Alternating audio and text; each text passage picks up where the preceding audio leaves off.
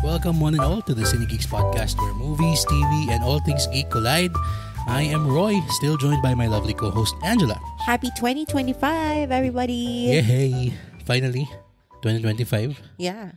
Time for new beginnings. New beginnings pero yung episode natin from last year. Actually, tungkol sa MMFF pa rin.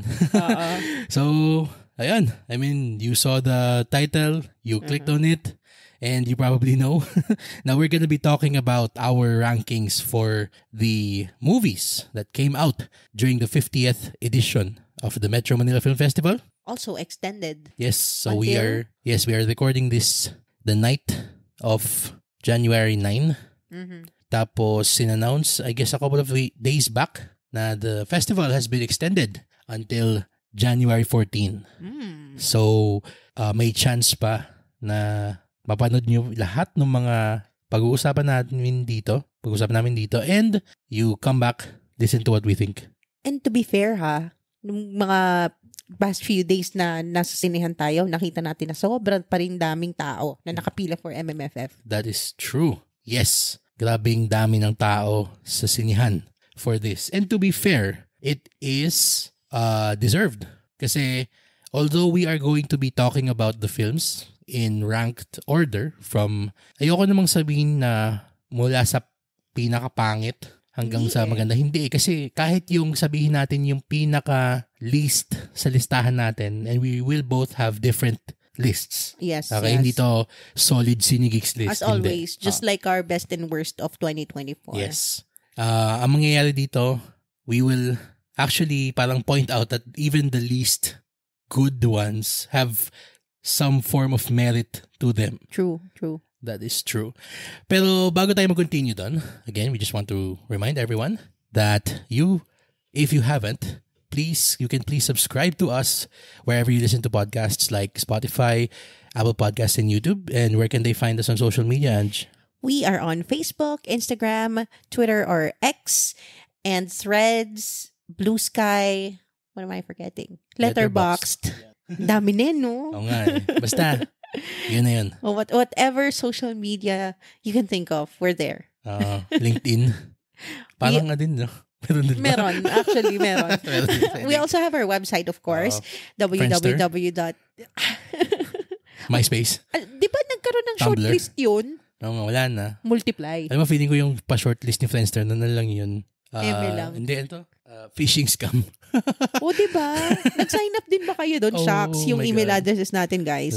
Anyways, our website is www.cinegeekspod.com. Ayan. Yes, so you can We have written reviews din there. Meron tayong dalawang may written review na ginawa natin.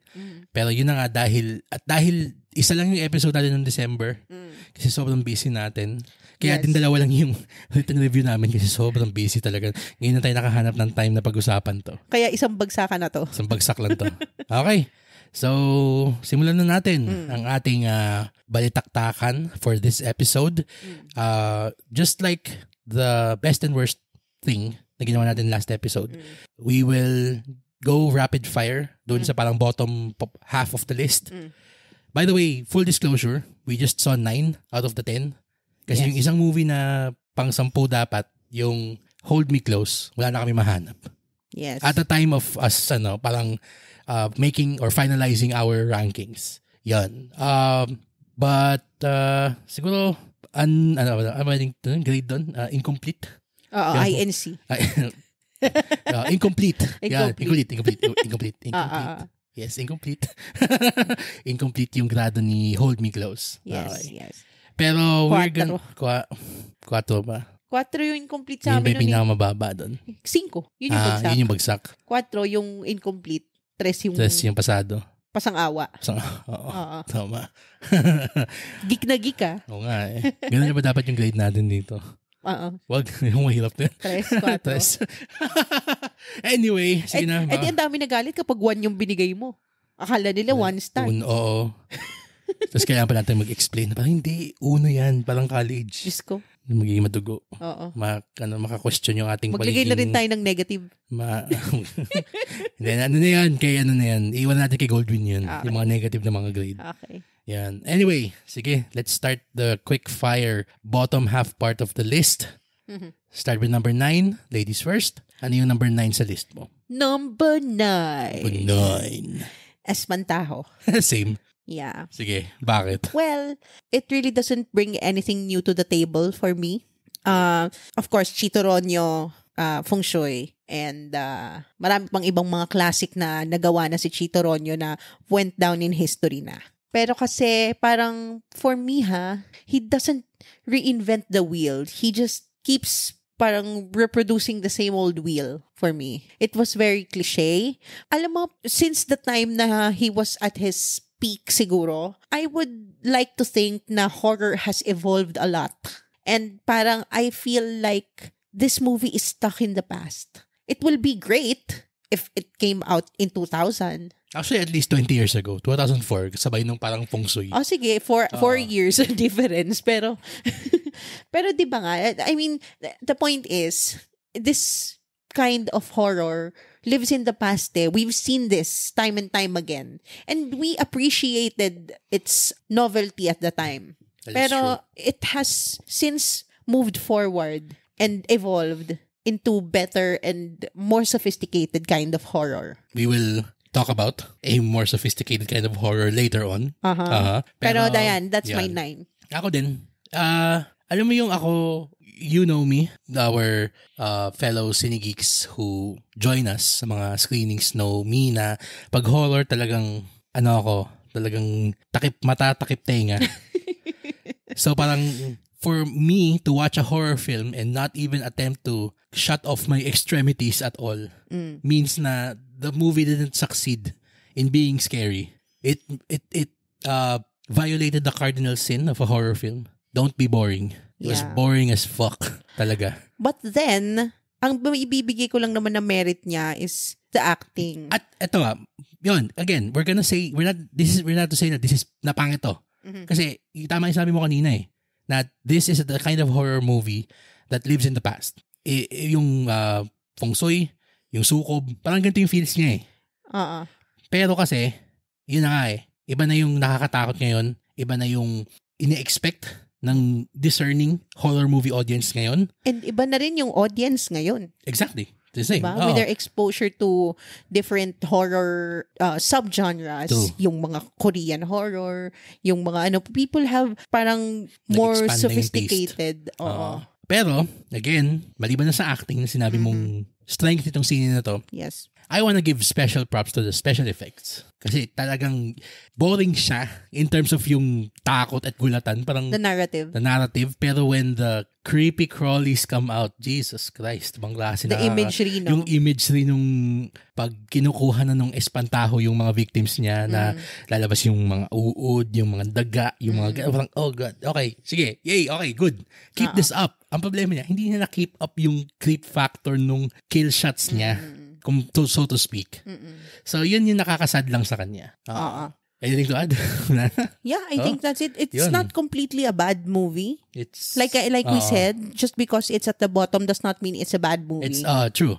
I'm sure this movie will find its audience. And it does. I mean, maliban na lang dun sa diehard na mga Juday fans. Pero some people who sige, I'm not gonna say this in the sense na parang nagpo-put down ako ng tao. Kasi basically these are the people like me. Pero if there are people who want to watch a horror film that don't want to challenge themselves that much with the horror, this is good for them. This is parang elementary horror. Parang ganun. Parang siyang ganun. It's, parang gateway horror. Parang mag-desensitize ka muna sa gulatan. Parang ganun. Pero does it warrant a Best Actress award for Judy Ann? I don't think so. I think there are better actresses. There's a better actress in this festival. That we'll get to later. Mamaya. Yep. Okay. So number 9 is Espantajo. Okay. Sige, ako naman. I'll go with number 8. Okay. Okay. For me, number 8 is Topak. Topak. Ikaw. Same. Actually, same. Same din. Yun din yung rank 8 ko. Okay. So we're holding form right now. Discuss. Topak was a disappointment in the sense na I know there's a great movie in there somewhere. We just couldn't see it. We just couldn't see it kasi it was obfuscated by shoddy cinematography. And of course, we know how trigger happy the censorship is dito sa Pilipinas. Yeah. Na this movie was chopped to all hell. Yung mga money shot, kumbaga, hindi mo makita. Or zoomed in. Zoomed in na parang, Na-force na lang yung makikita mo. True. And the insufferable shaky cam. Yon,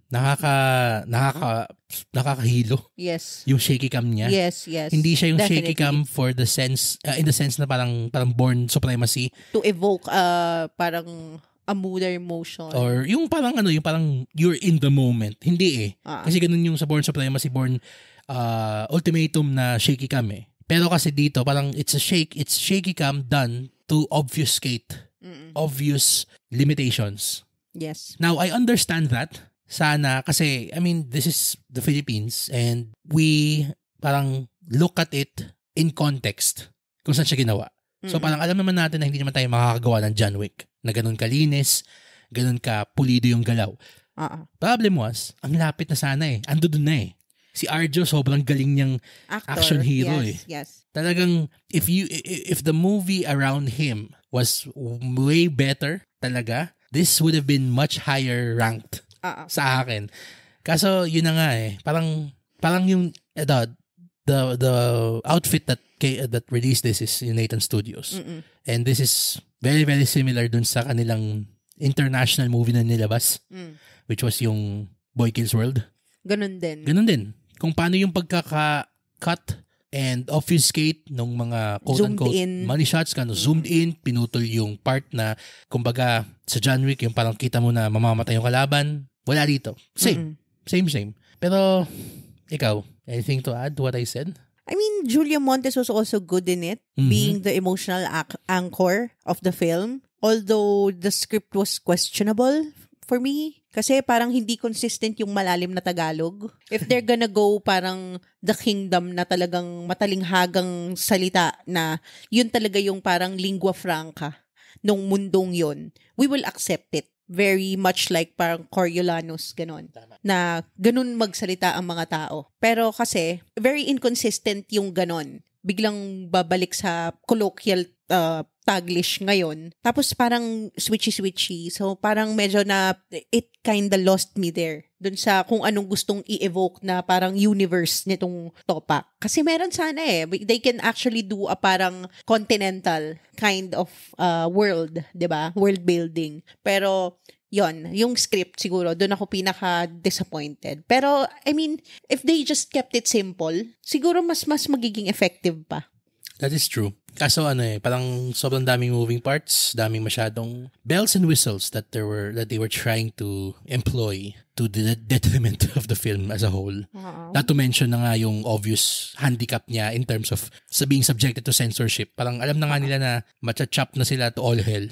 Ginanon pa nila. Parang why? Why put yourself in a corner like that? They did attempt. So that I can appreciate. Same. And True. Alam mo yon, sana they keep doing movies like this na sana magawa nila ng parang way to not get it censored. Kasi obviously, with the choice of movies they decide to put out, like Boy Kills World and then this, parang they have a heart for action. Exactly. So parang sayang naman kung hindi makikita ng audience yung action na ine-expect nila, di ba? And the same with horror, kanina dun sa Espantaho, na napaka-90s nung horror na hindi ipapakita yung nangyayari. Kasi John Wick has changed for the game forever.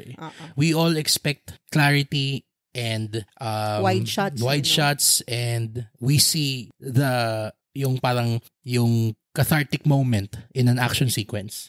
Now, if you're going to make this movie na parang throwback, okay, sige, throwback siya. Pero yun na nga, hindi siya satisfying. Even in video games, you get that True. kind of cinematic experience of action. Yon. So parang I get what they're trying to do here, pero yun nga, with the censorship culture here, parang ang hirap gawin. Yeah. Kaya I feel for them din. Same. I feel for them na yun nga, I know I can see what they wanted to do habang pinapanood natin to, pero alam natin na parang okay, they won't be able to do it. I know. Anyway, anything to add ba? Wala na? Wala naman. Okay, let's go to number 7. Number 7. Ikaw, what's your number 7? My number 7 is One Miracle. Same. One Miracle. Sanghimala. Yeah. Ay. Pepe, what happened? I really loved Gomburza. Let me Yes. just start with that. Same. Kasi napaka well-paced nung movie na yon for a movie that was 2 hours? 2 hours long, di ba? Parang ganun. Yung Gomburza. Oo. Parang hindi ako na-bore. We watched it multiple times. Watch it 3 times. We watched it 3 times, o, di ba? And always propulsive yung kwento. And ito nga yung sinasabi ko, yung script was so well written na yung Spanlog ba? Spanglog. Spangalog. Parang parang binibili sa Rodix. Spangalog. Spangalog. Ah. Or Tag-Spanyol? Whatever. Taglish. Basta yung Tagalog-Espanyol na marriage in the language was so elegant. Kasi ang ganda ng pagkakasulat ng screenplay. Sobrang parang napaka-melodic pakinggan. Kaya kahit di mo naintindihan, kahit subtitle siya, hindi ka nababother. 'Di ba? And also, lahat ng set piece doon makes sense. And it was well-paced. Maganda yung pagkakahiwa-hiwalay and pagkakasunod-sunod ng mga big things. Hindi ka nabobore. It's It not... keeps your attention and doesn't let go. Yes, ganon. Doesn't lose you. Walang bagotchi. Yeah. Okay. Oo. With that being said, Ay, nako. itong isang himala, I really felt the time. I really felt the 2 hours and 20 minutes? 2:25. 2 hours 25. I really felt every single moment of it. Kasi, una, all the songs, most of the songs at least, were slow. And I understand that most of the songs were from the original musical. Yes. And we've watched our share of musicals. And the difference was, sa musical, sa stage play, meron kang intermission na you can stretch, you can loosen up, and you can take a CR break. And magkakaroon ng change of pace pagdating ng Act 2. True. So, there was nothing like that in the movie. Wala. And kaya sobrang napaka-long winding it feels like nitong movie na to. Kasi it was really shot like a stage play. Oo, It was not shot as a film. At alam mo yung nakikita ko kung ano yung gusto nilang gawin. Gusto nilang i-evoke yung Jesus Christ Superstar. Or Hamilton, parang ganun. Well, siguro. Sige, mas parang, or yung marriage of both. Kasi yung, nasa, nasa... parang soundstage. Soundstage, yeah. True. Sige. Like, pero, parang, in so many words, what I'm trying to say is, they're trying to, parang, do something different with portraying the location, kumbaga, nung kwento. Yeah. Kasi, I mean, alam naman natin doon sa Himala. It's an actual town na kung saan yung kwento, yung kay Nora Honor. Now, full disclosure, hindi pa namin napapanood yung play nito na kung saan siya based. So, hindi ko alam kung parang ganun ba talaga yung kung ano yung set dressing, kung paano yung set design sa musical is slavishly done na kung ano yung sa sine. Pero, there are times na that works and there are times that it doesn't talaga. Na being too slavish to the source material, even if the writer of the source material itself is involved in this adaptation. National artist. They have to remind us every time. Pero yes, to his credit, he is a national artist, Ricky Lee. I'm gonna get flack for this. Pero with all due respect to him, his time has passed. Talaga. I mean, Ricky's way of writing is stuck in the past. It's antiquated. It's unpropulsive. It's too melodramatic. It's very, very placid. There are times when that is needed. Pero if you're doing a musical, a musical film. Yes. Okay? Not a musical play na stage, na set Kasi stage. iba yung pacing ng play. We do not purport to be experts about stage plays. So, hindi namin alam kung ano yung magiging parang paano ba talaga pag musical. Pero, hindi siya nagtatranslate well. to film. Yeah, Yung ganung klaseng parang ang bagal. You know what, we were talking about it din kanina, kami nila Lorna. Lorna, shout out to Lorna Lovelace. Hi, Lorna. Yeah, as well as Maganda Ba Movie and Kenya Salcedo. Hello. Kanina pinag-uusapan namin na there should be a difference in shooting a stage play and the musical film. Kasi hindi mo na kailangan ng big movements and ng big gestures and ng sobrang parang over-enunciated kind of singing and performing before an audience. Kasi it's a film. Parang we can zoom into your face and just parang you just have to be subtle about it. Kasi ibang medium ang stage. Iba ang medium ang film. True. The way that I described it is parang Wicked. Yan. Iba yung acting nila Idina Menzel and Christine Chenoweth sa acting ni Ariana Grande and Cynthia Erivo. Yes. They are much more subtle. Yes. Yung sa movie, they have very parang smaller movements, smaller parang singing na hindi siya performative. Parang they're just delivering the lines in song. Pero kasi sa stage play, you have to really perform the song. Parang if you can just see me right now, I'm making these big gestures. Nag-gesticulate ka kumbaga. Oo. Na sobrang talagang ganun. Bigay na bigay kumbaga. Pero yun nga siguro yun yung parang naging sa akin na it did not translate as a film. It may be a great stage play. Parang we did not experience it that way, but if we're just looking at it as a film, parang yun. Yes.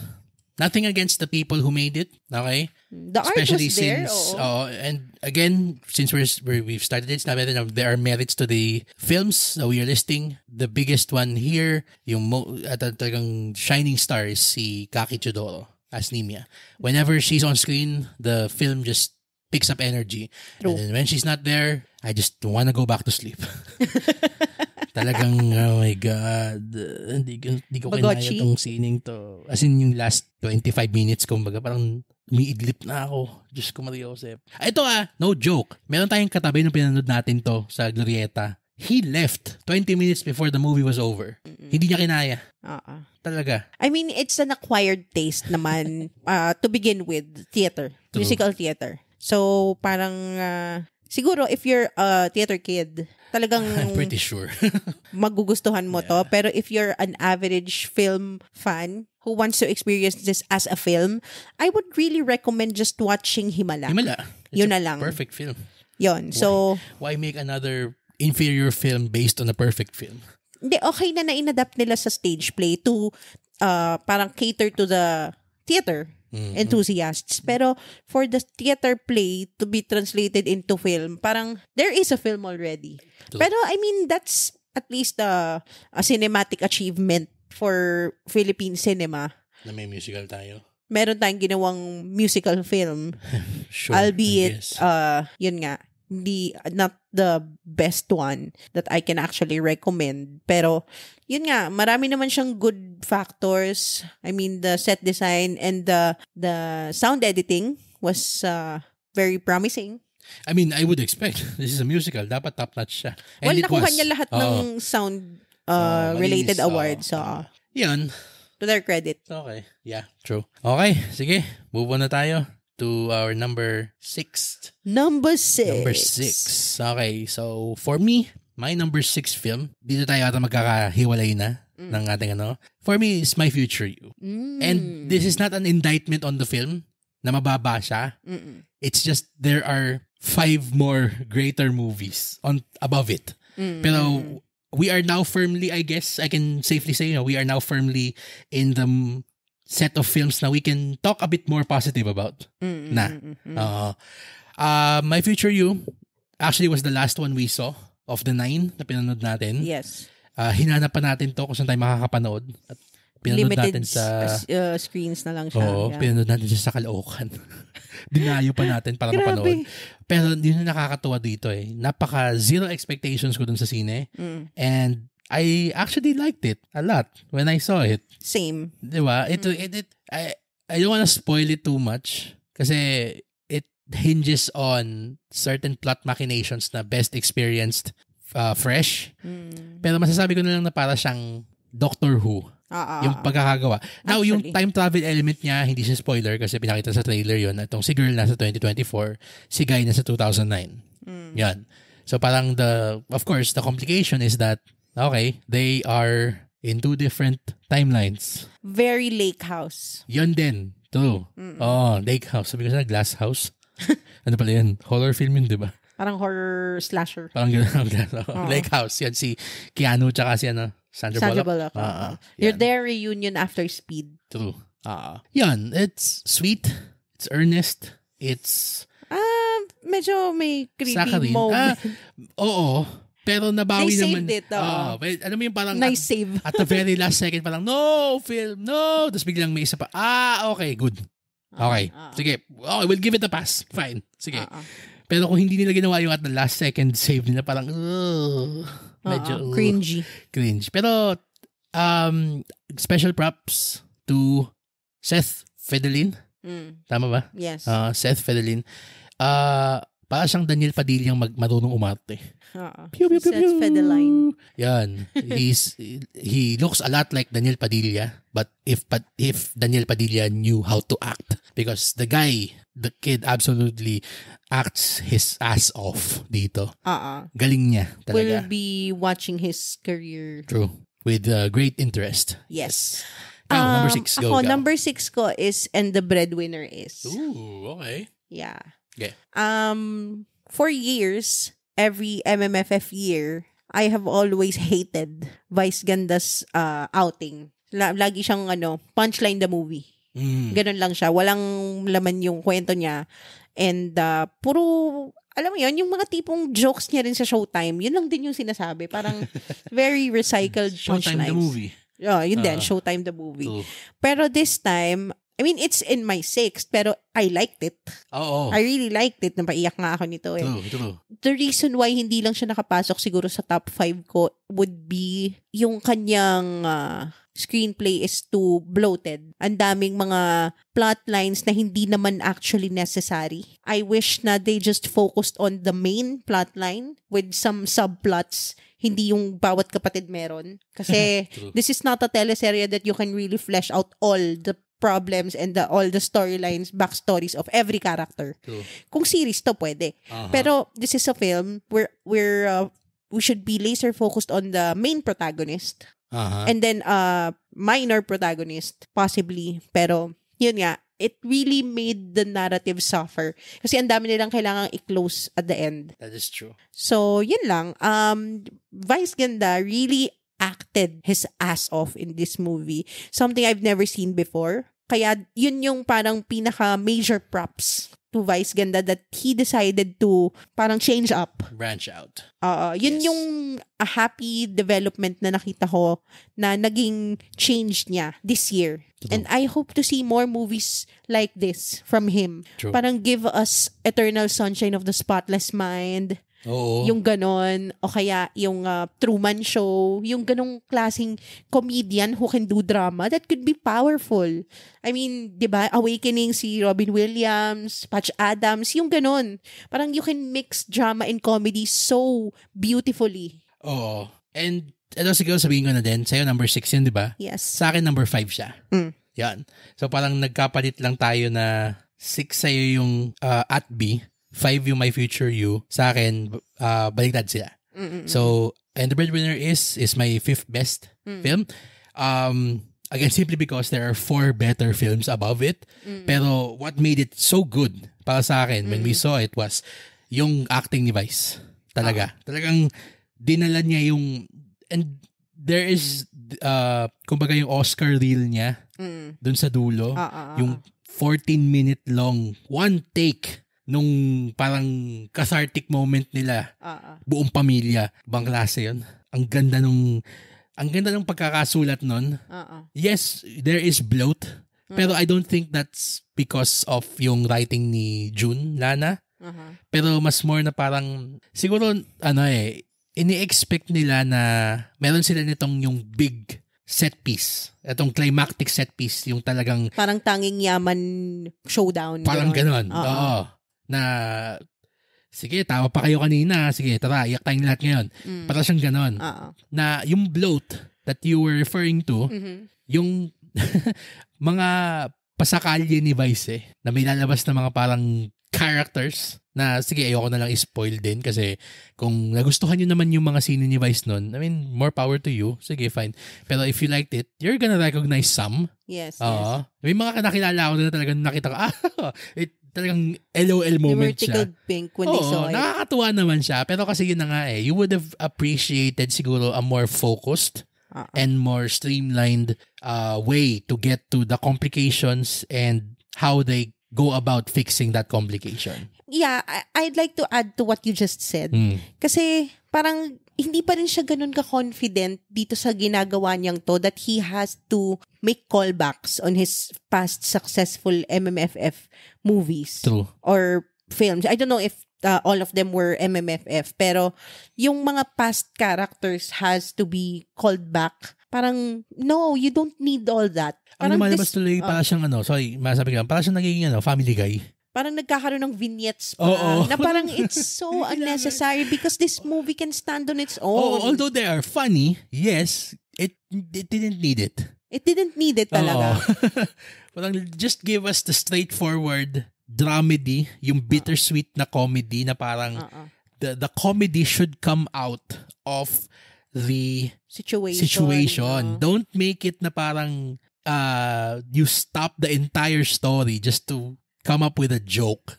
And then the story continues and then you stop the story again para lang magpatawa. Hindi, yung nakakatawa dapat doon. Parang, there's actually, I'm noticing a trend here. Hindi ko lang, na parang sa local siya, pero in art, in TV and film in general, na parang dati, sobrang straightforward. Horror. Action. Eto, pag sabing comedy or drama, hindi na siya yung drama lang or comedy lang nagkakaroon ng definitely. Diba? Nagkakaroon na ng parang, we just saw an excellent Netflix series, yung A Man on the Inside. Yes. It blended drama and comedy so skillfully, so masterfully. And detective story. And hindi niya tinigil yung kwento para magpatawa, hindi niya tinigil yung kwento para magpaiyak. Even though most actors there were comedians. Yun, nangyayari yung pag-elicit ng emotion ng kwento naturally as the story progresses. Ito kasi sana, wala yung mga pasakalye. Tuloy-tuloy na yung kwento. Vice is naturally funny. We will laugh at whatever snide remark they will make. Then make that yung ganung kanyang propensity for making light of every situation that they're in, make that the comedy. Hindi yung slapstick na rin. We've seen that time and time again. True. For so many years. Give us something we haven't seen before. And he gave us that. He gave us that. Pero, konti na lang. Konti pa. Yun nga you can do away dun sa mga nakasanayan. True. I mean, I get it that they did that kasi para sa mga dati niyang fans and yun sa mga people who will come to his movie to expect to see that. True. Pero yun nga you're trying to reinvent, 'di ba? You're trying to give us something new, 'di ba? So give us something new. Yes. And we saw na they can give us something new. And they did. Pero konti pa, Vice. Konti pa. Sige pa. We hindi na biniput down na parang itong effort na to. One of the better entries of this year's MMFF and the breadwinner is, pero we know that there's something you can do greater. Hindi lang better. You can do something greater. No, we're excited. Yan. Talaga. To see what you will do next. Ay, lalo na dun sa awards na, sinabi na parang tinis na magkasama si Vice tsaka si Vilma. Oh my God. Salivating at the prospect of that. Jesus Christ. Pero hindi comedy ha? Ay, hindi. Dramedy. Kasi hindi mo pwede makuha si Vice na parang straight person comedy mo siya, straight in the sense na parang walang patawa.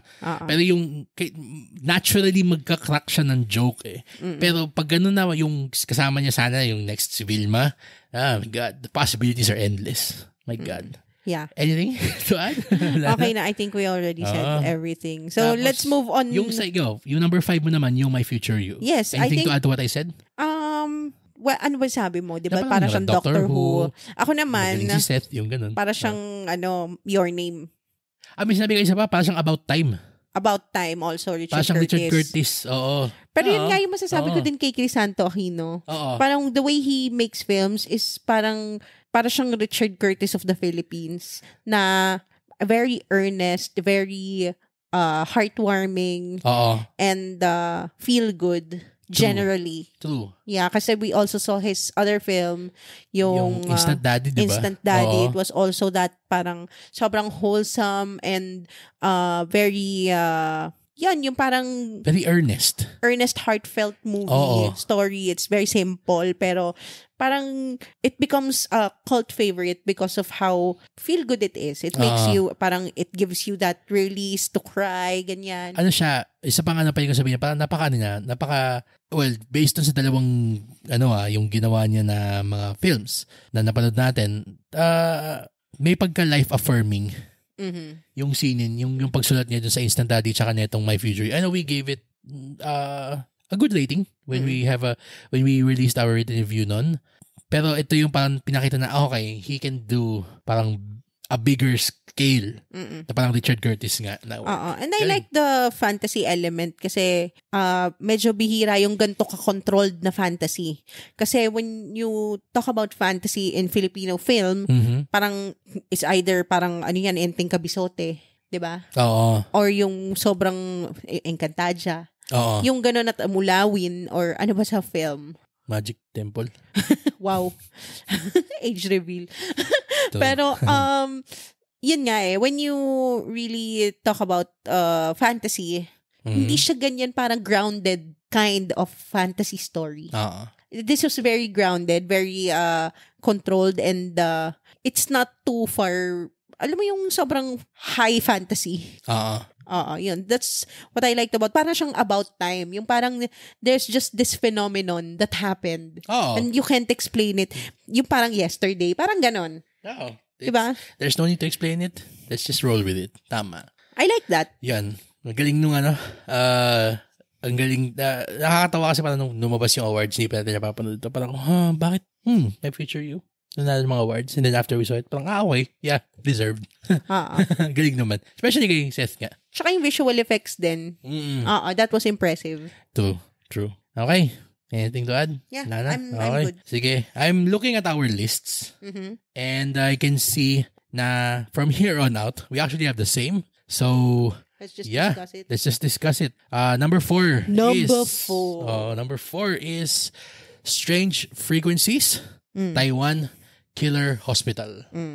So, full disclosure, nung una natin pinanood tong trailer nito, parang naisip ko na parang isa to sa mga magiging parang, okay, sige, meron tayong horror para sa MMFF na hindi naman magiging parang off note. Tapos, yung tipong parang may mga artista para lang makahakot ng takilya ng box office na nakita. So, ganyan. in short, parang shake, rattle, parang and roll. Shake, rattle, and roll. Exactly. Yun. It's the horror film for Christmas. The popcorn horror. Ganun. Yung ganon. And what we got was one of the smartest, most white-knuckle, edge-of-your-seat horror films of the past, 10 years?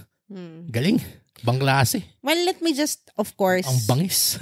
let me also, mention that it was an adaptation of a Korean original, Gonjiam. So, parang adapted talaga siya directly. I think. So, yes, meron naman siyang inspiration na Korean, and we already know, parang it's, we can accept na Korean filmmaking will always be superior to ours. That's no secret. That's no secret, and that's parang no fault of ours.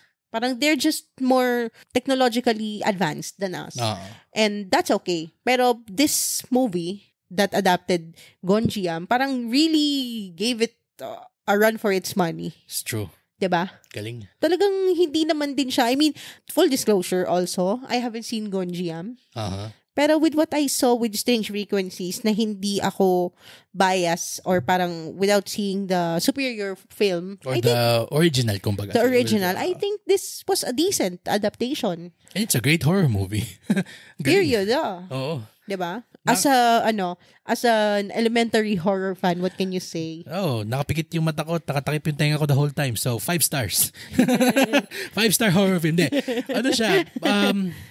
Yung first of all, yung pinaka-nakakakiliti na aspect dito sa akin is yung meta element nung narrative, which I understand is also adapted from the original. Pero the way that they did it dito, how they translated that element locally, did not feel cringy. Hindi siya yung parang, cute naman, nagpapakameta sila. Hindi para akong, whoa, I actually bought this, na parang somebody found a snuff film na Enrique Hill is leading all of these people to hell. Parang gano'n na parang akong galing talaga. Lalo na tapos yung motivations nila for doing this is so in the now. Ang galing. Ang galing nung pagkaka-integrate ng lahat ng elements that parang they're all of these actors, actresses, influencers, yung ganon. And of course, what do you want? You want clout. And for some, clout equals money. Yes. Yung true. ganon, na parang alam mong may rock solid motivation yung bawat isang character dito. They're not just doing stupid shit to be stupid. The characterization was really done well. Talaga, ang galing.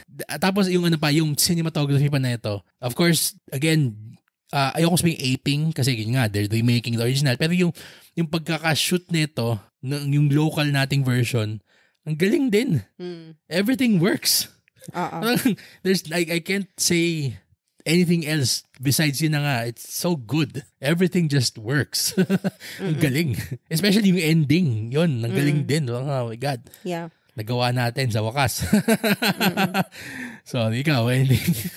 Nasabi ko na ba lahat? Wala naman, pero I would love to hear the thoughts of those who watched Gonjiam. Yes. And say na if it's really a bad adaptation or a decent adaptation at least. Yan. Kasi, ayun nga, it's gospel truth na superior ang Korean filmmaking than Filipino filmmaking. Pero they at least did attempt to, adapt a Korean IP. And that in itself is parang an achievement. True. If they did it at least right or at least decent.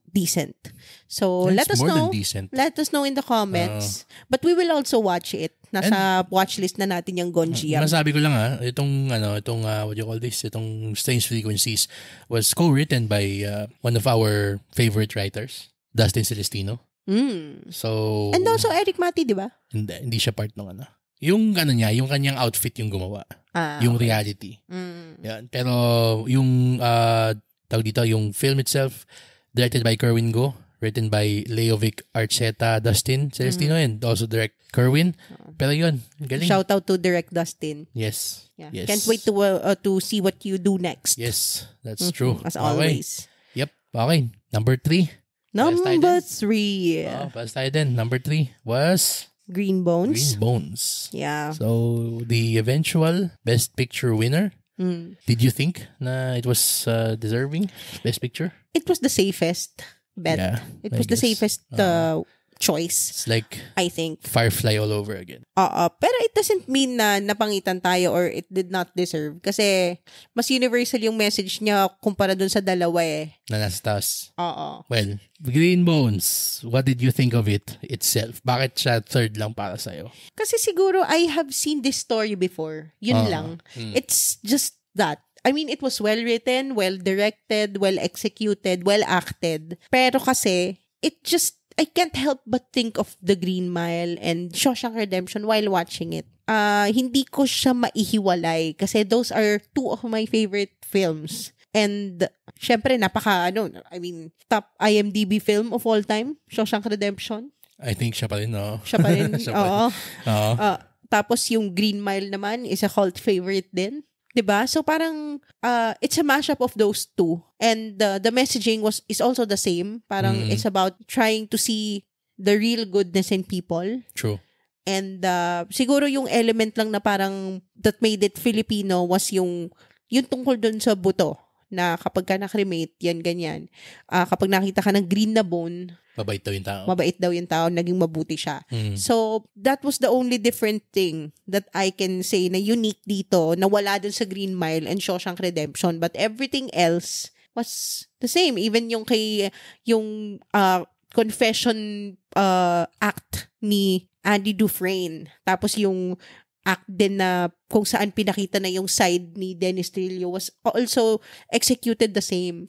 So parang I really can't separate it from the great originals that perhaps inspired this story. True. Kasi yun na nga parang siyang what if yung character ni Tom Hanks sa Green Mile, ang bantay ni Andy Dufresne. Yun lang siya. Parang mash up nga siya. Yun na, tama ka.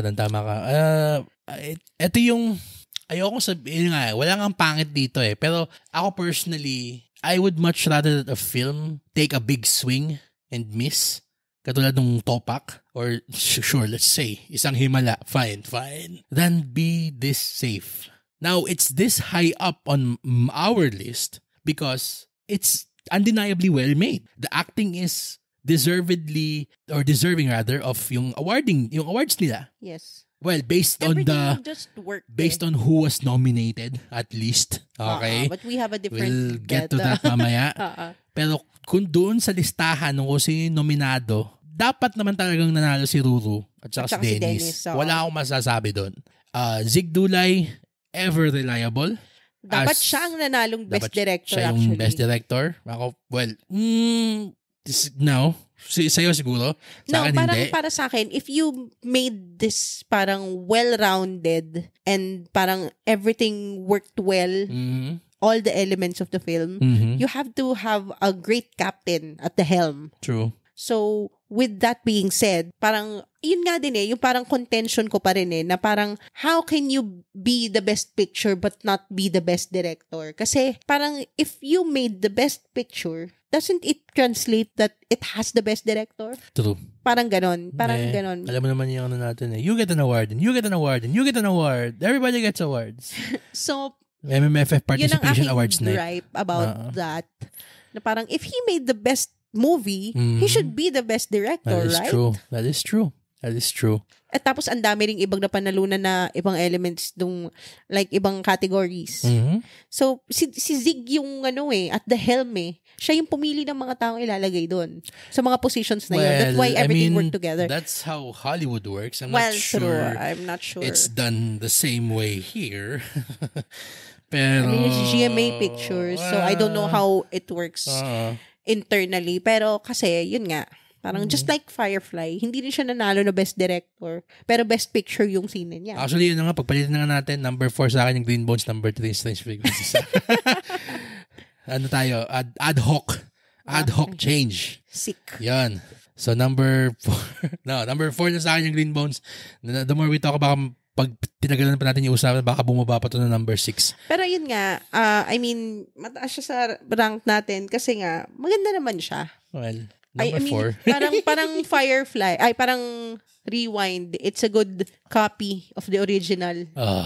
Please don't remind me of that facsimile. Yeah. Oh my God. So, it's a good copy of the original. So, I think this is a good parang mash-up of two great originals. So, true. Yan. I guess. Sige. Number 2. Sige. Number 2 natin is The Kingdom by Mike Toviera, starring Vic Soto and Piolo Pascual.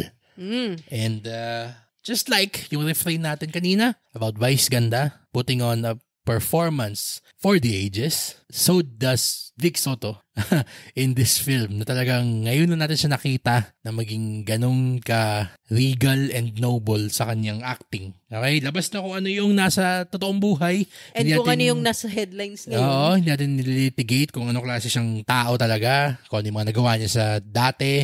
Pinag-uusapan na natin yung sine. And yung MMFF. And MMFF. Yes. Yun. Hindi natin alam yung mga filmography niya dati. Hindi kami expert sa filmography ng mga artista.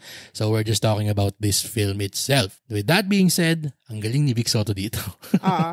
Sobrang galing niya dito. Yes. Para siyang Ned Stark, Sean Bean, Game of Thrones. Alam mo yung parang sa omniscient type of character. Very regal, very elegant, very noble. Kingly. Oo, galing. Talaga. And I never thought he'd be capable of this. I did. Kind of I didn't as well. Tama. I agree with you. Kasi yun nga siya yung numero 1 slapstick. Diba? Na talagang sobrang low-hanging fruit palagi yung joke niya. Oo. Diba? Feeling ko hindi siya makakasurvive nang hindi niya katabi si Jose at saka si Wally. Tsaka yung brand ng comedy niya yung achiche. Diba?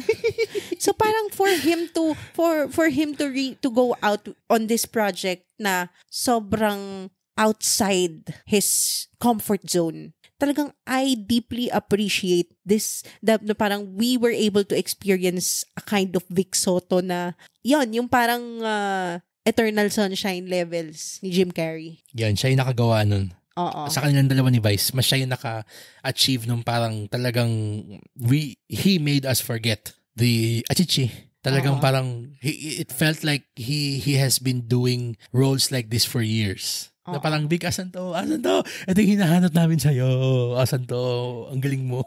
I mean, with the loss of Ronaldo Valdez and yung mga talagang trusty na dramatic actors, parang this is a good development to see na, uy, Kaya pala ni Vic. Kaya pala din ng mga komedyante nating maging seryoso. True. And, you can be two things at the same time. Parang you don't have to be just a comedian. Oo, tsaka lagi naman nating refrain dito sa podcast yan. Parang sometimes the comedians make the best dramatic actors. Exactly. And Vic and Vice demonstrated it with their films this past MMFF. Sobra, no? Parang na-amaze talaga ako kay Vic Soto dito sa movie na to. Tsaka grabe din yung niya. I mean, we've been heaping praise on Vic, rightfully so, pero let's not forget Piolo as well. Always, ever reliable. We know naman Piolo to be one of our talagang gems in Filipino cinema. Although hindi pa natin panood lahat ng films niya. Yes, kung ano lang yung mga alam natin, yun lang ang pag-uusapan natin. Tama. Okay. Again, hindi tayo expert. Okay? That much is clear. Pero dun sa mga napanood natin, we know na he is always reliable. Na talagang whenever you have a Piolo Pascual film, quality. I mean, we picked him to be best supporting actor sa Gumburza because of his performance there. Diba? Kahit ang saglit niya lang 5 minutes lang siya dun, pero he stole the film. My God. Bangklase. And napaka-pivotal nung character niya dun sa overall narrative ng movie na yun. Oo. Tama. Yan. And speaking of that film, na magaling si Piolo, Gumburza last year, I mean, if you like that film, you're in for a treat. Kumbaga. Acting, wala akong masabi. Sid Lucero. Again, also another reliable A-list actor in my opinion, in my book. Si Christine Reyes, solid. Formidable. Sa kanyang, Yeah. You can always rely on her to portray strong, cunning female roles. Yung kay Christine. And Sue Ramirez as yung youngest ni Vic, ni King. Luwalhati. Brings a parang gentle kindness. Kumbaga parang early season Daenerys Targaryen. Parang ganun siya. Pero this is very Game of Thrones. Napaka Game of Thrones niya talaga. Ang galing. Sobra. If you love Game of Thrones, parang this movie will amaze you na parang, oh shit, kaya natin gumawa ng parang Game of Thrones kind of narrative. Parang, wow. True. Ang sa akin lang siguro, if there's anything else that the movie could improve upon, konting budget pa. Kasi kung talagang equipped lang sila ng talagang super filmmaking budget. Kasi kita mo yung vision, and they were able to accomplish it for like, let's say, 85% of the film. Kaya nga sobrang ganda niya eh. Pero nakikita mo pa rin, kung talagang kinikilatis mo yung pagnood mo, kita mo pa rin na it's still made by a television company.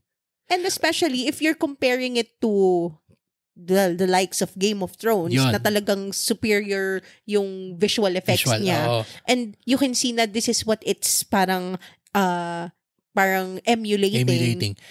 Pero yun na parang ito, if Warner Brothers can put its money behind Uninvited or Malyari. Or mga ganon, and Columbia Pictures can put its money behind Green Bones, I salivate at the thought of what this movie could have been if it got that kind of money. Kasi talagang, ando na eh, konti pa. Pag ito naging konti pa, sana siya dapat yung first. Siya yung number one. Yes. Kinda takes you away pa rin eh, kapag Pag nakita mo yung staging na parang TV, ganon, drama. Although, sanay tayo kasi nga it felt like Game of Thrones, pero parang this is film. It's a different medium. And also, mas cinematic na, mas epic yung feel dapat. Yun nga eh, Game of Thrones is a TV show pero grabe siya ka-cinematic. Everything has changed na rin dun sa entertainment scene in general. True. Talagang mas mataas na din yung expectation ng mga tao when it comes to, content and films. Exactly. Pero we gave this an A+, so we stand by it. Still a great film. It is. And isa pang masasabi ko talaga is the impeccable and superb writing. True. Yung sinasabi mo kanina tungkol sa yung parang lingua franca. Dito nagamit ng sobrang ganda yon, na parang nag-stick sila doon sa what our country's language, or at least yung language structure would have been if we weren't colonized. Na ang ganda ng pagkaka-integrate kasi may mga Tagalog pa rin, may Taglish pa rin. Alam mo, hindi tayo isolated na bansa eh. Pero what if yung Filipino na, or yung Malayan na language, Asian, not really influenced by the Western wala tayo ng mga Latin. Wala tayo ng mga ng mga Spanish words na kino-opt into Tagalog. Yun yung ganda nun eh. Na malalim yung, may mix ng malalim na Tagalog with English na nagiging Taglish siya. Nakakakiliti yung yung part ng script na yun. Ang ganda. Yes. Nakakatuwa. Tsaka yung production design. Yun. Yung incorporation din ng baybayin. Yan. Na what would have been our parang written language. Diba? True. Yan. Anything to add? Wala, nakakatuwa niya. yung ang galing ng world building niya world talaga. World building yung production design yan. Galing. Nakakatuwa. Napaka-aspirational ng movie na yun. Parang it makes you hope for a better Philippines. Well, parang ito nga yung Gumburza this year eh. Parang yung nationalism mo. Yung epic. Pero ibang klase eh. Hindi siya katulad ng Gumburza na parang nagsisidhi yung rousing yung sense of nationalism mo and love for country. Pero this time around na parang yung, again, this is parang, as far as I know parang yung alternate history.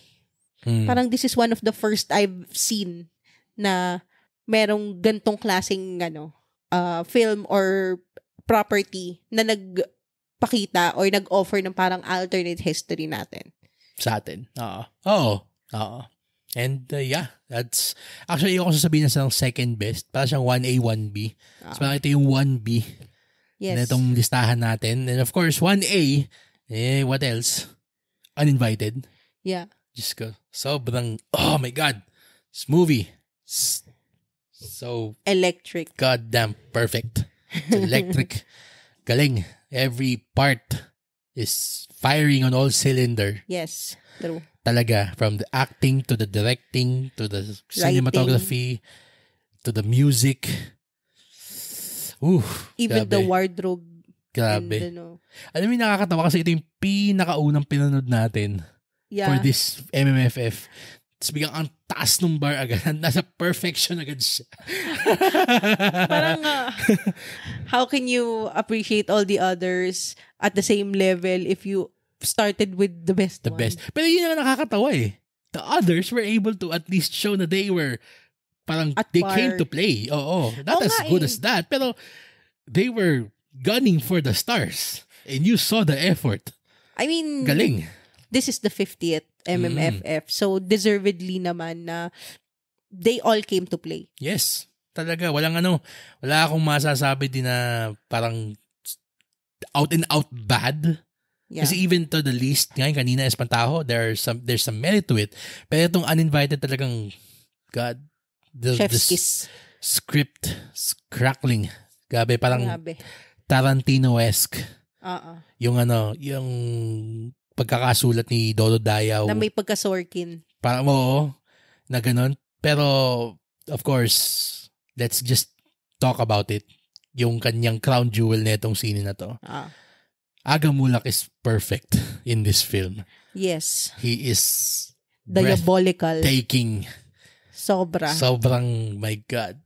It's one of the best performances ever of last year. Not just last year for me, ever.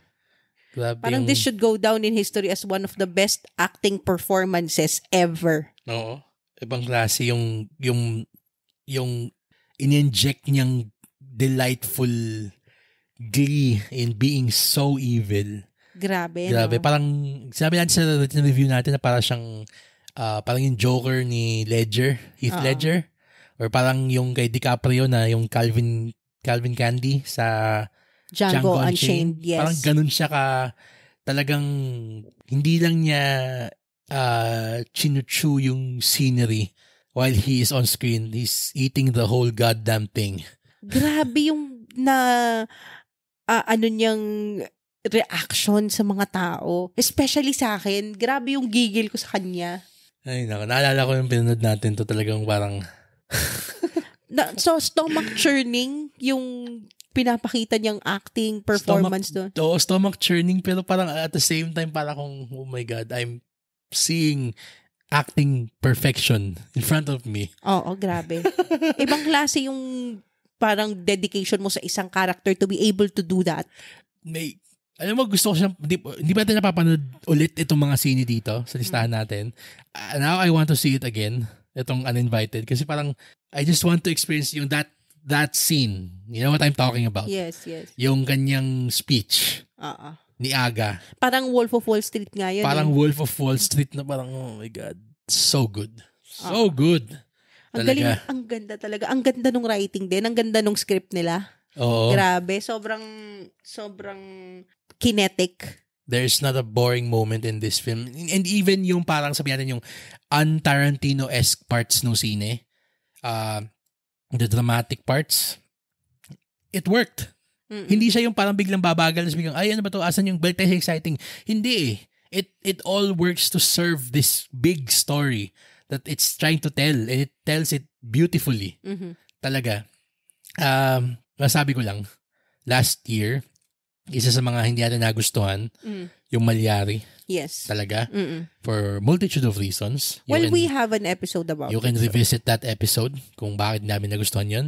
Pero we're very, very happy to say na parang it's a turnaround for the ages din for Mentork.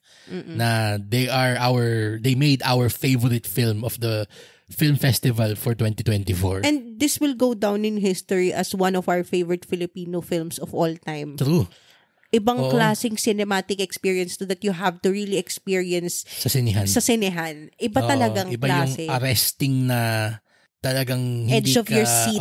Hindi ka makakaalis. Anticipation. Parang may daga na seatbelt sa'yo na hindi ka makatayo sa upuan mo. Parang 4DX. At hindi lang yun. Alam mo yun talagang kapag inaabangan mo talaga yung moment of catharsis, parang ikaw mismo nang gigigil ka. The way I screamed at the screen. Kapag yung sobrang... yung ending nito. Grabe yung palakpakan lahat. I mean, I love a revenge movie. I love a revenge story. And I think this movie wouldn't have worked if hindi sobrang solid nung anchor natin eh.